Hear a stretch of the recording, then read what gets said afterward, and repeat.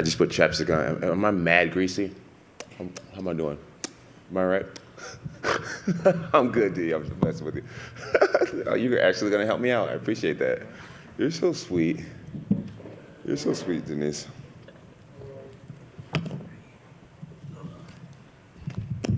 Jon, I know how excited you were when this fight got officially announced and put together. I guess now that we're just a couple days out from you getting back into the octagon, what is the feel like for you right now? Oh, man, it feels awesome. I'm just so grateful to be here. I'm glad to be home. The promotion is just so different than it used to be. It's just like, it's really stepped up a notch, man. It's awesome. It's just really great. I'm soaking it all up. I'm trying my best to just enjoy the whole process and just have as much fun with it all as I can. But I know that you were kind of looking for like that healthy fear, like a little bit of nerves that maybe weren't there. I wondered if they were there, and then I noticed you got up there at media day and you're worried most about the chapstick and how it's looking on your face. So I'm guessing maybe not too much nerves going on right now, but ahead of this fight, heavyweight, the debut, like, is that healthy fear back a little bit? what is it? What? Like that nerves, some of that edge back that was kind of missing. Yeah. Yeah. I don't know if it's fear. One of my favorite quotes, is God hasn't given me the spirit of fear, but of power, love, and a sound mind. So I can't say that I'm afraid. There's some nervousness. Doing media makes you feel a little nervous. You just want to put your best foot forward. Seeing the fans again. Being the kind of center of attention again. Dude, I'm from Albuquerque, and I live a pretty simple lifestyle, shooting guns, hanging out with my dog, taking care of my family. It's just like, I'm just a low-key guy. So this is like, it's a nice reality check being out here in front of everyone again, and I'm just doing my best with it and trying to have fun with it. Share some light and love and just enjoy the process. For all of us on the outside, like our big questions are right. It's like, how's Jon's body going to hold up at heavyweight? Will he still have the speed and the movement? Will the strength hold up? Can the cardio go 5 rounds? I mean, you've been the one preparing, and do you know the answers to all those questions, or do you not know how it is once you get in the actual octagon? I believe I know the answers to these questions. I feel awesome. I feel like I move really well. I have great pride in my endurance. I do a lot of endurance training, whether I'm on a row machine or in the pool or on the bike or sparring or heavy mitts, jiu-jitsu, jogging. I work really hard. I feel great. Honestly, I feel like a stronger version of myself. I'm not super lean. I don't have a mean six-pack like I used to. That took me a while to get used to, you know what I mean? Like back in the day, I would judge like my fitness level by the way I looked in the mirror. I'm a heavyweight now. That's why my teammates said, Jon, you're a heavyweight now. And it's not about what you look like. It's about how you perform. And I feel like I'm performing really well. I've had some close knockouts this camp, knocking out other people. That's something that never happened in camp in the past. When I decide I want to get guys down to the ground, they go down. I have pretty much a 100% takedown rate in my training right now, and I feel really good. I like it.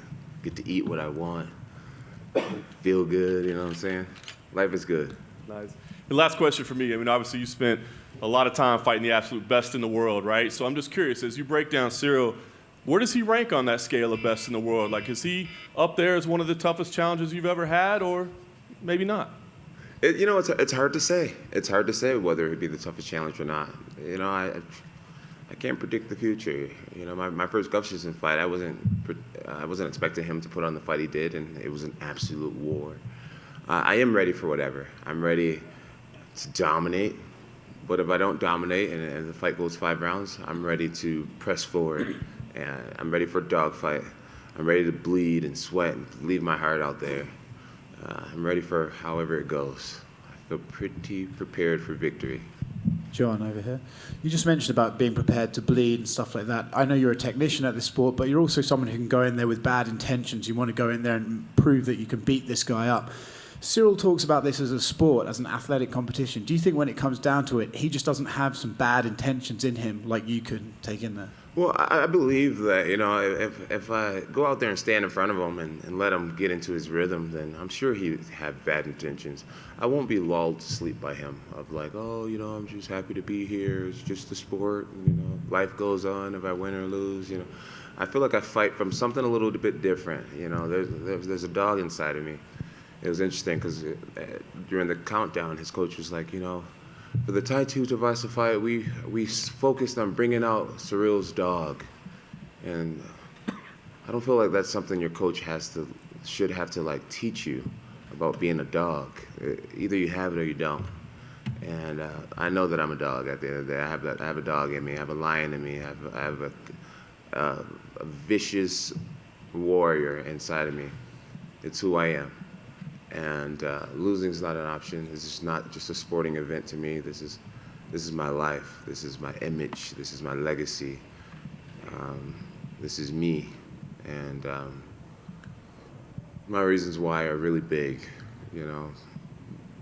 My reasons why are really big, and I don't know if his energy matches mine when it comes to the seriousness of how I take this fight in this game. A lot of people are talking about wrestling versus striking and stuff like that, but in terms of big fight experience, you've done this, right? Yes, sir. He's had one or two big fights. The fight with Francis was a big fight, but do you think there's a chance that as he's walking to that cage on Saturday, the moment just starts to build and get to him, whereas it just won't for you? I could see him staying composed in the moment. He fought Tai Tuivasa in front of his home country. I'm sure that was a massive moment for him. But I'm not Tai Tuivasa. I look nothing like him. I don't perform like him. I'm not Derek Lewis. I'm not Francis Ngannou. I'm a much, much different athlete. I'm by far the most versatile athlete he's ever faced. I'm the most experienced athlete he's ever faced. And whether he realizes it in the cage or walking to the cage or not, he will realize it maybe by round 2 or round 1. He'll realize it. He'll realize it. And last one from me. When you spoke to John Morgan, you said that you can guarantee the fans this fight and a Stipe fight. Is that possibly the last time we'll see you? If you beat Stipe, are you content with walking away? Or do you have an interest in fighting these younger up-and-comers once again, but this time at a different division? Really, I can't predict the future. I speak very confidently. I have a lot of belief. I have a lot of faith, but I can't predict the future. Like I said, this fight could be an absolute war, or it could be like, wow, he just blew through Gane. I don't know how it's going to look. I think I'm going to base it on how I'm performing, how I'm feeling. I'm just going to take it one fight at a time. And my goals for myself personally is to make this look easy and to fight at least 2 times this year, at least. And then we'll just take it from there. John, over here. We spoke with Anthony Smith earlier this week, and he said if you had fought Francis, he would probably predict you to go 50-45 over Francis, and he feels Ciryl is just the tougher, like, mixed martial arts fight. So given how much tape you do watch leading up to your fights, do you agree that Ciryl would just be a tougher all-around fight than Francis? I feel like Ciryl is the most incomplete fighter in the top 5 right now. He has really good striking. And he has really good footwork. But I've watched his fights, He got tired in his last fight against Francis Ngannou. All that fancy footwork, him supposedly being the fastest heavyweight that we've ever seen, all that went away. 1 or 2 takedowns, making him earn, getting back up to his feet. That tired him out big time. I'm a wrestler. And I wrestle people a lot. And it's a different type of endurance, A lot of people don't like having someone on top of them and having to earn their way back up to his feet. I watched Francis Ngannou in that last fight. Francis, in the last rounds, could barely move his feet. He could barely lift his legs. He was walking so slowly. And Gane didn't destroy Francis. You know what I mean? Francis wins his fights by, like, first round knockout, second round knockout. Francis outworked Ciryl Gane. Ciryl Gane's coach said it himself. Ciryl's talented. Francis is a hard worker. I beat Daniel Cormier. I outworked Daniel Cormier. Daniel's slogan is "Embrace the grind." Daniel Cormier outworked the shit out of Francis. But Francis, the guy who outworked Ciryl Gane, it's like, since when has Francis become a guy who outworks others? His gift is knockout power. He got outworked by Francis. That tells me a lot. That tells me a lot. I watch that fight almost every night, and I just see Francis exhausted, land on top of Ciryl Gane, not even trying to hurt him, just being satisfied being on top. And I saw no offense from the ground. We all know Ciryl has nice ankle locks. Our team worked extensively on ankle lock defense, reversing them. I just don't see Ciryl being able to handle a guy like me. I just can't see it. I respect him. I work very hard. I know I talk confidently, but I respect him so much. And like every opponent, I give it my all. I just don't see myself losing to a guy like Ciryl Gane. Not getting outworked by Francis. I just can't imagine him outworking me and he couldn't outwork Francis. I just can't see that happening. When you went on your layoff, you were the #1 pound-for-pound fighter in the world. That conversation has kind of come up a lot between Volkanovski and Islam, and I feel like there's like a generation of fans that's like, hey, wait, like Jon Jones is fighting in a couple of weeks. Have we forgotten what he's done? Do you think people, like there's a generation that just hasn't seen you fight and maybe they just don't appreciate what you did in the past? Yo, it's wild. The MMA game is wild. I have young men coming up to me. And, Yao Ming? Excuse me? Yao Ming? No, young men. I'd be like, ni hao ma. Yeah, I have young men coming up to me and they're like, dude, I started watching you when I was 10 years old. You know, today I'm 22 years old. I'm like, I've been around for a long time, dude. I got all these gray hairs in my beard. It's wild. It's wild. I'm honored to still be here. It's great to still be here. I've been inactive over the last 3 years when it comes to the UFC space. I've been living a total martial arts lifestyle for the very first time in my life, though. You know, in the past, I would mainly train right before fights, and now I have my own team, and they hold me accountable. I have to be there, and so you know, I weight lift 4 days a week. I train 5 days a week. I have multiple practices a day. To get to your question, Volkanovski has been very active, and I do believe that he deserves to be the top fighter in the world, him and Islam. You know, I think Volkanovski kept that title after a loss. Well, he deserves it, man. He's refreshing. He speaks well. His country loves him. He represents the sport well. He can't dance. We established that. I asked him about being able to dance. It's funny. He's like, yeah, I just shadow box. Anyways, I'm fighting to be the greatest fighter ever, not to be the pound-for-pound best right now. We have two different motivations, and I think there's room for both of us at the top. And final one for me, Bo Nichols was in here. He said you guys had a little bit of a wrestling match. And so how'd that go? It wasn't a wrestling match. Bo is young and ambitious, and he's looking for a reason to try to take me down, I'm sure. I'll give him the opportunity if he wants it, but I'm an old man with a lot of tricks. We shook hands, and we kind of got down in a wrestling stance. And I think he was thinking that I was going to let his hand go. And he went to try to grab my leg, and I held his hand and just kind of made him do a really awkward motion. And we both looked at each other, and I just said, I got some tricks now. So you didn't walk up to him and say, I bet I could take you down? I did not. I learned my lesson with DC. I learned my lesson. But I'm super excited for Bo Nichols. Just American wrestler. He represents that grit, that hard work. And I could see him just going extremely far in this sport. Yeah, he has one of the greatest martial arts down already, which is, I believe, is wrestling. Us wrestlers, we get to dictate the pace of a fight. You know, things get tough on us, we just take it to the ground, and we can also avoid being taken down. We can get back to our feet when we're in trouble. And Bo has that down. I think he's going to do awesome. I'm excited to get to know him better. John, down here to your left. You touched on your weight training, and you brought in Stan, the Rhino, everything for your weight training. Talk to me about that. How was it training with a former Mr. Olympia bodybuilder? What's up, Governor? Where you from? London. London, yeah. How you doing? I'm good. I'm good. Awesome. Yeah, so I worked out with a guy named Stan Efferdine for a while. They call him White Rhino. He's actually a Las Vegas native. I worked out with a guy, Matt Wiedemer, who was he was a strength and conditioning coach for, I believe, the Browns. The Browns, I believe. Anyways, both of these guys came out to Albuquerque. They lived with me for 9 months. They taught me about lifting hard, lifting heavy.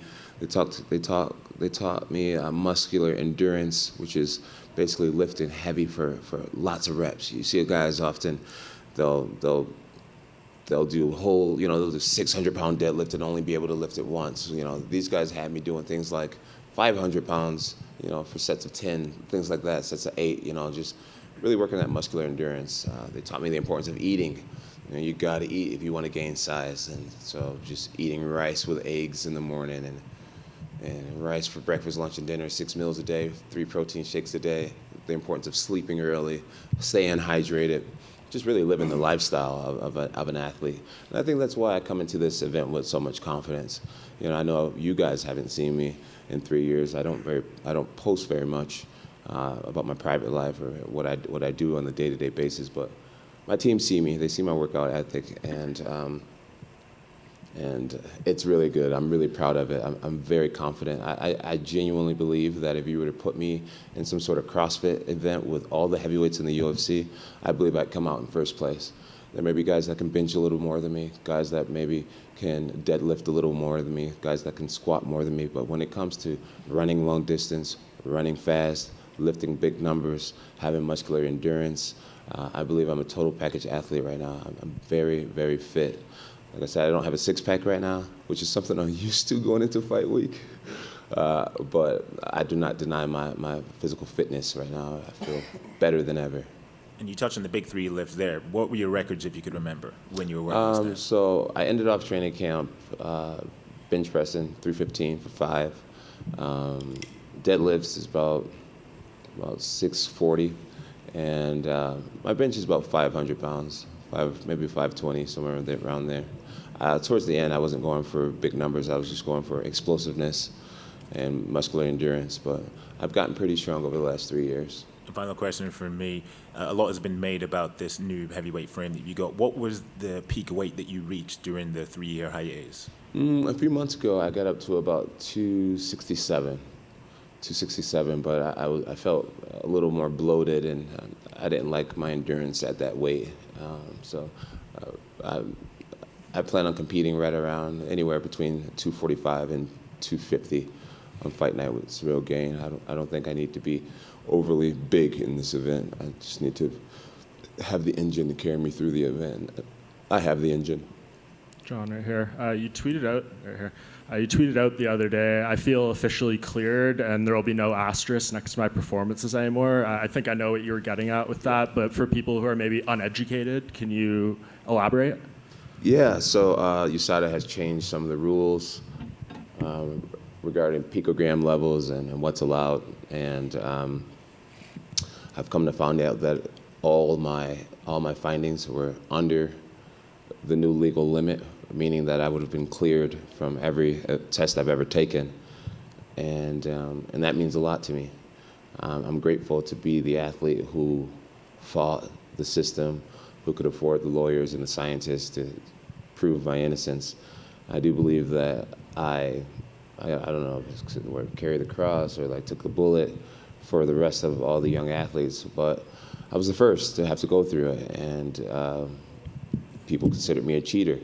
And now, if that same rule would have applied back then, it would have never even made the media. It would have never been a deal at all.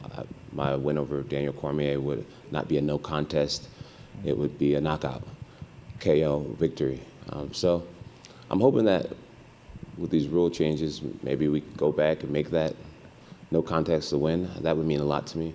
I have no ill will towards USADA or anything like that. It was just something that we needed to go through. I was the first one and one of the biggest names to go through it. And I'm glad I did, because some of these younger fighters wouldn't have been able to survive something like that. They would have just been cut or not been able to afford the lawyers or whatever. So I took the bullet for this sport, for Major League Baseball, and I'm glad that fighters in the future get to avoid what I went through. It was hell, being considered a steroid cheat, and I'm glad that people can see clearly now that I never was, and I feel set free. And Jon in the you back. mentioned, just one more. You mentioned that we don't get to see much of your personal life and stuff like that, but last time you were in Vegas, the Hall of Fame stuff, some of that did spill out into the public. We haven't heard you really address any of that stuff. Just want to give you the opportunity if there's anything you want to say about the next past question. few years. Fair enough. What were you saying, ma'am? Oh, in the back. You mentioned that you have a different motivation. And what is that for you now, and coming into this fight specifically? So my motivation